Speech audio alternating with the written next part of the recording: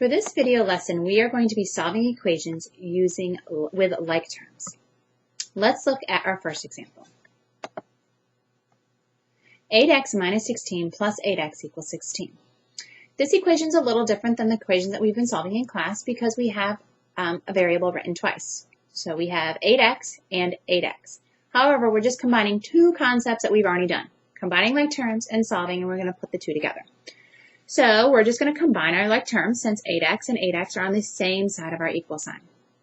So when I combine 8x and 8x, we will get 16x, and then I'm just going to bring everything else down that I haven't used.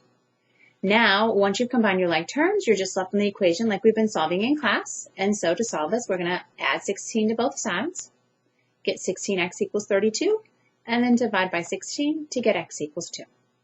Let's look at example number 2. 7c minus 8 minus 2c equals 17.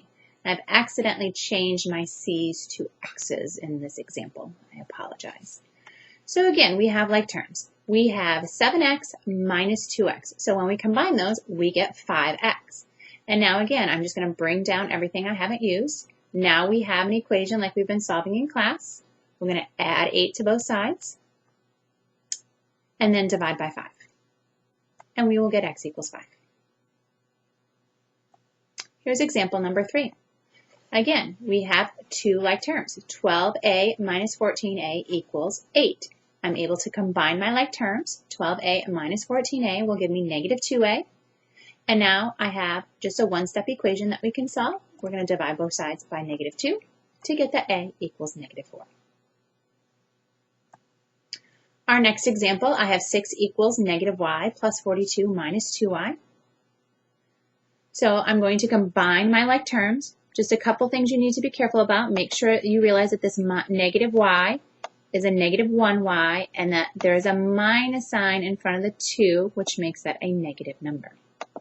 So now negative 1 plus 2y will give me negative 3y, and I still have plus 42. And now we're going to start solving. Subtract 42 and then divide by negative 3. And we will get that y equals 12. Our next example, we have two sets of like terms. I have a set of like terms with my variables, and I have a set of like terms with my constants. So all of these terms are on the same side of the equal sign, so I can just combine them. 8r minus 4r give me 4r, and 16 and 4 give me 20. Once I've combined all my like terms, I have an equation similar to what we've been doing. So now I'm just going to finish solving by subtracting 20 and then dividing by 4 to get to r equals 1. Our next example is going to require us to do two things before we can actually start solving. So the first thing we're going to need to take care of is our parentheses. We have to use the distribute property to distribute the 9 through the parentheses. When I do that, I'm going to get 9b plus 9, and then we still haven't used the minus 6b and the negative 14. So now I have like terms. I have 9b, and this is minus 6b, so when I combine them, I'm going to get 3b, and then we still have plus 9, and then the negative 14. And now we can actually start solving. I can subtract 9 from both sides, and then divide by 3. Negative 23 is not evenly divisible by 3, so we will just leave our answer as a fraction. Here is our next example. Again, we have parentheses, so we are going to use the distributive property. This is where you need to be careful with the distributive property. When you distribute, you should see that this is a negative 4. If you don't see that that is a negative 4, you need to change that to plus a negative before you distribute. So when you distribute the negative 4 through the parentheses, you are going to get minus 4c and minus 12. If you've changed this to addition, then you're going to have plus a negative 4 and plus a negative 12. We'll be able to combine our two like terms. 2c minus 4c will give us negative 2c. And now we can finish solving. We can add 12 to both sides and then divide by negative 2. And we should get, that should be c equals negative 2.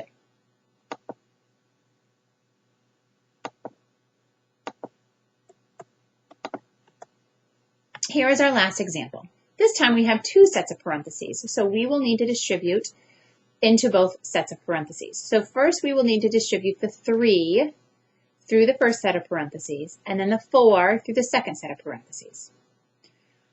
When we do that, you should get 3r minus 6, and then when we distribute the 4, 4r plus 24.